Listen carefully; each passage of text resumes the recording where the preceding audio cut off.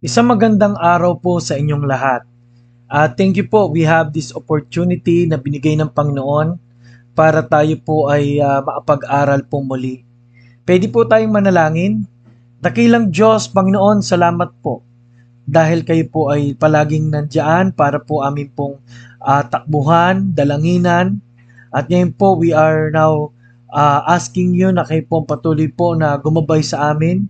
Thank you po sa inyo pong pangunguna sa buhay ng mga tao. At lagi kayo may biyaya, lagi po kayo may plano, at lagi po kayong may kalakasan sa mga nangihina. Kaya Lord, gamitin niyo po nawa ang mensaheng ito bilang pagkain at nutrisyon na aming spiritual na buhay. Sa pangalan po ni Jesus. Amen. So ang ating pong lesson po nga ay Loyalty in the Book of Matthew chapter 6. Ito po ay naging serye tungkol po sa usapin po ng pagtatapat. Ang Diyos po ay ni-require, it is required in stewards that a man be found faithful in 1 Corinthians 4:2. Gusto niya po na makita tayo magtapos ang ating takbuhin at tayo po ay pinaalalahan din ng Matthew chapter 6 verse 33 na our priority is seeking God sa ating pong buhay. At yan, matutunghayan po natin yan along the way. Naalipas po ay pinag-usapan po natin ito sa church, yung blessed, na paano, ano po ba ang sinasabi ng Matthew chapter 5 about God's blessing, na kahit may mga nangyari na sa ating buhay, it is blessed, God is blessing us amidst of all these things.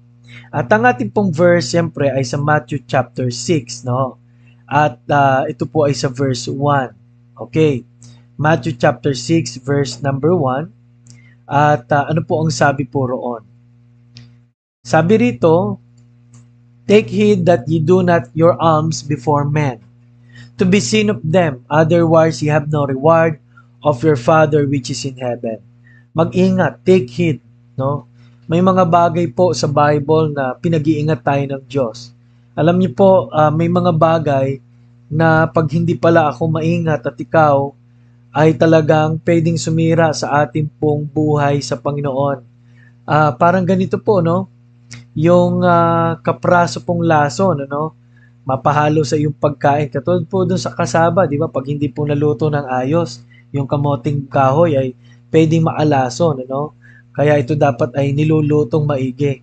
So take heed, At isa pong pinag-take heed sa atin at pakaingatan ay when we are seen of men, nananalangin, Ibig sabihin po nung araw na yon ay kinontrast ng Diyos yung sitwasyon na may mga tao pong gustong makilala silang relihiyoso at mapanalanginin, Pero ang kontra po doon, it is contra to the loyalty to God, na tayo ang siyang nakikita. Ang sabi nga ng Bible, huwag niyong gawin yan dahil kayo na ang dadakilain. Ang reward sa inyo ay hindi na sa inyo mapupunta. Ang glory ay hindi na ang glory ng Panginoon, kundi glory na ng tao. Kaya ito po yung malaking impact po sa atin ngayon, na there are times we are standing, serving, giving, dahil po para mayroon tayong magawa. Hindi man masama po yung may magawa ka, kaya lang, paminsan, it's all about us. It's not about God. Kailangan makilala tayong prayerful, magaling sa ministry, at kahit sa amin pong mga pastor, kailangan makilala ka na magaling na pastor. Kaya lang lahat po ito ay leading to self-gratification. Ano po ang consequences nito? The consequences, number 1 is loneliness. Number 2 ay worthlessness o worthless attitude. Pag hindi mo ito nagawa, ay lonely ka, at worthless ka. Number 3, wala ang blessing. At number 4, ay hindi po talaga magkaaroon ng joy, in particular po, in serving Jesus. Kaya po, ingat po tayo, sabi po ng Bible.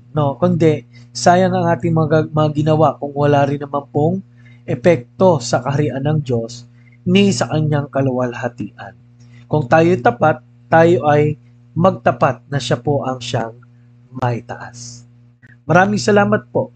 At ulitin ko lang po, paminsan hindi na masaya ang Kristiyano dahil ang totoo gusto natin na tayo na ang siyang mahayag o makita. Ano po? Kaya nawa sa araw na ito makita po natin na nawa ang Diyos lamang at siya lamang ang bigyan natin ng lahat ng papuri. Maraming salamat po. Ito po ang unang puntos at unang lesson po natin sa serye po na ito sa Matthew chapter 6 para sa linggo pong ito. Marami pong salamat.